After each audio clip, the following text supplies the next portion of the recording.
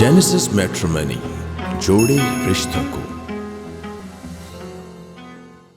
Hello everyone, मैं हूं आपका होस्ट काशिफ जवेद और जेनेसिस मैट्रिमनी के एक और प्रोग्राम में मैं आपको खुशामदीद कहता हूं। और आप जैसा कि जानते हैं कि इस प्रोग्राम का फॉर्मेट जो है वो हम आपकी मुलाकात डिफरेंट लोगों से करवाते हैं। और जैसा कि आप जानते हैं कि हमारे मुल्क में और इवन कि पूरी दुनिया में क्रिश्चियन जो बेटियां और बेटे हैं उनके रिश्तों का एक अलग से अपना ही एक अपने आप में एक बहुत बड़ा मसला है, जिसको हल करने के लिए हमारे जो सीईओ हैं अनवर खान साहब, उन्होंने एक स्टेप लिया।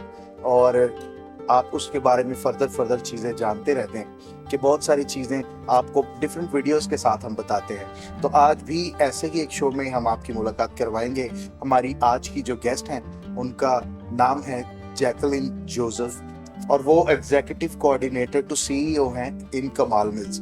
तो आइए आपकी मुलाकात करवाते हैं जैकलिन जोसेफ के साथ। जैकलिन कैसी हैं? God bless you. मैं बिल्कुल ठीक हूँ। God bless you. और पहले तो बहुत शुक्रिया, आपने इतना टाइम निकाला और आप हमारे पास आई और इतना वक्त हमें दिया, आपका बहुत शुक्रिया।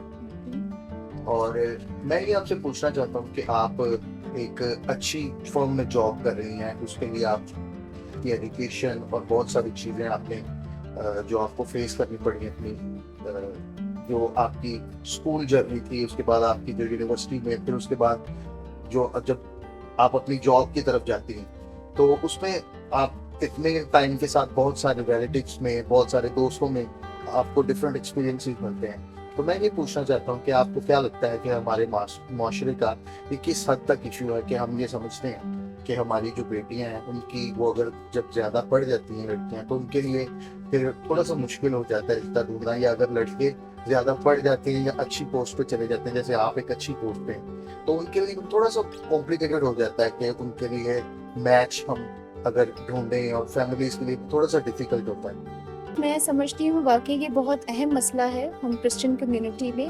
और इसका हल निकालना ही बेहतर है। हमारे मुआशरे में जब हमारी बेटे बेटियाँ ज़्यादा पढ़ जाते हैं तो भी बहुत सारे इश्यूज होते हैं। इसके अलावा जो इन्फ्लेशन जो हमारे मुआशरे में इस वक्त चल रहा है, उसकी वजह से भी अब बहुत सारे इश्यूज हो रहे हैं कि लाइक हम एक शहर से दूसरे शहर जाकर अपने अच्छे रिश्तों को तलाश करने में मुश्किलात होती हैं बहुत ज़्यादा। उसमें सबसे बड़ी मुश्किल इन्फ्लेशन की वजह से कि अब हम ट्रैवल करके किसी को जाके हम किसी की भी फैमिली के अंदर नहीं देख सकते कि रिश्ता जो है वो मेल या फीमेल का वो किस तरह के लोग हैं। इसमें हमारे लिए ओवरसीज़ के लिए सबसे बड़ा इश्यूज़ है, क्योंकि वहाँ के लोग जो हैं काफ़ी एजुकेटेड होते हैं और वैसे भी all in all they are very good. और जब वो रिश्ते उनको ढूंढने होते हैं पाकिस्तान में तो भी बड़ी मुश्किलात का सामना करना पड़ता है। तो मैं समझती हूँ हमें कोई ऐसा प्लेटफॉर्म होना चाहिए जिसके ज़रिए से हम अपने बच्चे और बच्चियों के लिए अच्छे से रिश्ते ढूंढ सकें। और इन सारी चीज़ों से पहले मैं एक चीज़ को मद्देनज़र रखती हूँ, वो ये है कि हमें जब भी पेरेंट्स को रिश्ते ढूंढने हैं तो उसके लिए सबसे पहले उन्हें खुदावंद के हुजूर ये चीज़ें रखनी पड़े। वो दुआ करें अपने बच्चों और बच्चों के लिए। और उससे भी पहले मैं समझती हूँ कि हमें जब अपने बच्चों को हम एजुकेट करते हैं, अपने घर से ही एजुकेशन, आपको पता है माँ की गोद से ही स्टार्ट होती है, तो हमें सबसे पहले अपने बच्चों की एजुकेशन स्टार्ट करनी है, एजुकेट करना है आपको, ताकि उनके रवैयों को बनाएं, उनको मुआशरती रूहानी तालीम के बारे में हम सिखाएं। ये सारी चीज़ें अगर हम उनको सिखाएंगे तो और खुदावंद के हुजूर रखेंगे तो डेफिनेटली मुझे नहीं लगता कि कोई मुश्किलात होंगी। तो आगे खुदावंद जो है वो अच्छे से अच्छा करते हैं। आप किस हद तक ये लगता है कि जो कई दफ़ा अगर हम आउट ऑफ सिटी या आउट ऑफ कंट्री अगर शादियाँ होती हैं तो उसमें बहुत ज़्यादा मिसमैच हो जाता है, तो उस मिसमैच के जो इश्यूज हैं वो फैमिलीज तो शायद उसमें से निकल जाती हैं, उस हद तक नहीं, लेकिन वो डेफिनेटली फैमिलीज तो इन्वॉल्व रहती हैं। लेकिन अगर मिसमैच हो जाता है तो वो जो मेन बंदा और मेन बंदी होती है, मेन जो लड़का और लड़की होते हैं, उनको बहुत सारी चीज़ों में सफ़र करना पड़ता है। और अगर उनके बच्चे हो जाते हैं उनको भी सफ़र करना पड़ता है। फैमिलीज तो डेफिनेटली दोनों के साथ सफ़र कर ही रही होती। तो मिसमैच का जो एक इशू है वो किस हद तक आप समझती हैं कि बहुत सी जगह पर मिसमैच हो जाता है? मिसमैच में मैं समझती हूँ कि हमारी न्यू जनरेशन जो है मल्टीमीडिया प्लेटफॉर्म्स हम लोग बहुत ज़्यादा यूज़ करते हैं, जिसमें व्हाट्सएप, फेसबुक्स और मल्टीमीडिया अब हमारा बहुत ज़्यादा इन हो गया है। तो उसमें ये होता है कि मेल एंड फीमेल जो हैं वो आपस में एक रिलेशनशिप में आ जाते हैं। तो डेफिनेटली जो है वो लाई क्रिएट होता है, एक दूसरे को सही से हम बात नहीं सही से बताते, और जब हम उस रिलेशनशिप में बनते हैं तो आपको भी पता है, मैं भी इस चीज़ को अच्छे से समझती हूँ कि हमारी जिम्मेदारियाँ जिस तरह से होती हैं वो फिर हम जब निभा नहीं पाते हैं तो ये रिलेशनशिप्स खराब हो जाते हैं। बिल्कुल ऐसे।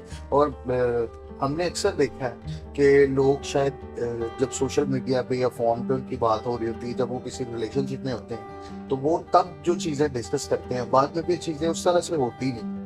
वो अपने एंड पे भी अगर लड़का लड़की को कह रहा है कि मैं तुम्हारे लिए ये करूँगा ये, लेकिन जब वो उसकी फैमिली में आती है वो चीज़ें बिल्कुल डिफरेंट होती है। लड़की अगर पहले लड़के को कह रही है कि मैं इस तरह कर लूँगी तुम्हारे लिए, इस तरह कर लूँगी, मैं बड़ी अच्छी रहूँगी, लेकिन एट द एंड वो चीज़ें बड़ी डिफरेंट होती हैं। तो आप क्या समझती हैं कि हमारी बेटियों को और बेटों को किसी हद तक एक दूसरे के साथ सिंसेयर होने की जरूरत है, कि ये सिर्फ इस बात के लिए सिंसेयर ना रहे कि ये एक दूसरे के साथ अटैच है, बल्कि एक दूसरे को अगर रियल चीज बताएंगे तो बहुत सारे इश्यूज जो है वो कम हो जाएंगे? बिल्कुल, सबसे पहले तो ये है कि हमें जो झूठ को कम करना है।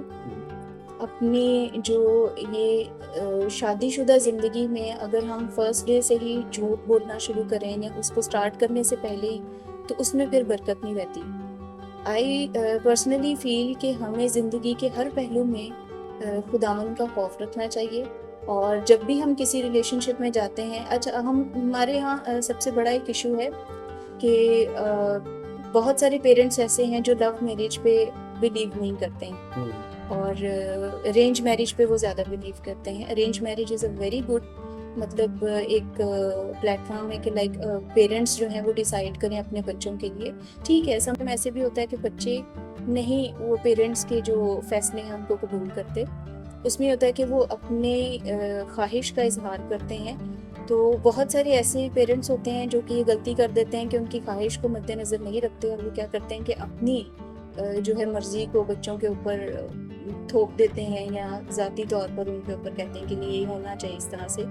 तो उसमें भी होता है कि मेंटली कंपैटिबिलिटी जो है दो जो पर्सन है मेल एंड फीमेल में नहीं होती, तो उससे भी रिलेशनशिप्स जो है बहुत ज़्यादा ख़राब होते हैं। मैं समझती हूँ कि अगर कोई अपनी पसंद से भी करना चाहे तो उसमें भी पेरेंट्स को फिर थोड़ा हेल्प आउट करना चाहिए। उन्हें अपने बेटे और बेटी को ये सिखाना चाहिए कि आगे जो ज़िंदगी आपने गुजारनी है उसमें क्या हर्डल्स आ सकते हैं, क्या प्रॉब्लम्स आ सकते हैं। शादी से पहले मैं समझती हूँ कि पेरेंट्स को अपने बच्चों को बिठाकर वक्फे से ये चीज़ें एजुकेट करना है, उनको समझाना है कि शादी में क्या हर्डल्स होती हैं। क्योंकि जो न्यू कह लें कि कपल होता है, जब शादी में आता है तो वो एक फेरी टेल उनके माइंड में चल रहा होता है कि ऐसे होगा ऐसे होगा। जब उनकी ख्वाहिशात या उनकी ज़रूरियात उस तरह से पूरी नहीं होती हैं तो वो डेफिनेटली फिर रिश्ते जो है खराबी की तरफ जाते हैं। आप ये समझती हैं कि शादी से पहले उनका प्रॉपर जो है उनको गाइडेंस मिलनी चाहिए, उनको प्रॉपर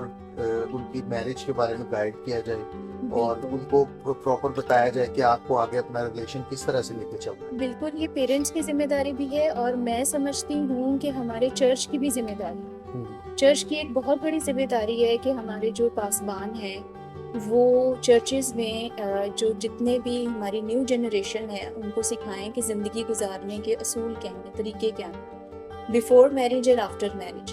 तो चर्च और माँ की गोद जो है वो एक बहुत स्कूल से भी पहले एक बहुत पाकीज़ा जगह है जहाँ पर हम इन चीज़ों को सीख सकते हैं। बच्चे को जब आप बार बार एक चीज़ को समझाएंगे, बताएंगे कि किस तरह से रहना है, तो आई डोंट फील कि वो नेगेटिव होगा, वो अच्छे से इस चीज़ों को सीखता है। जैसे कि आप कभी कलाम की बातों को बच्चों को सिखाते हैं तो वो डेफिनेटली अपने माइंड में चीज़ों को बिठा के रखते हैं और फिर एक बहुत अच्छा वो कह लें कि जब वो जवान होता है तो एक बहुत अच्छा क्रिश्चियन साबित होता है। तो हम उनको ये माशरती चीज़ों को क्यों नहीं सिखा सकते जो माशरे के अंदर हम नहीं। बिल्कुल, आप ये समझती हैं कि शादी से पहले जो बिफोर मैरिज काउंसलिंग है वो जरूरी होनी चाहिए, चर्चिस को ये इनकार करना चाहिए इस तरह का, चर्चिस को भी पेरेंट्स को भी इनकार। और इसके साथ मैं अपने नाज़रीन को बताना चाहता हूँ कि हमारे जो CEO हैं अनवर खान साहब, वो कनाडा में पेड काउंसलिंग जो है वो लोगों की करते हैं, लेकिन आपके लिए ये खुशखबरी है कि बहुत जल्द शायद हम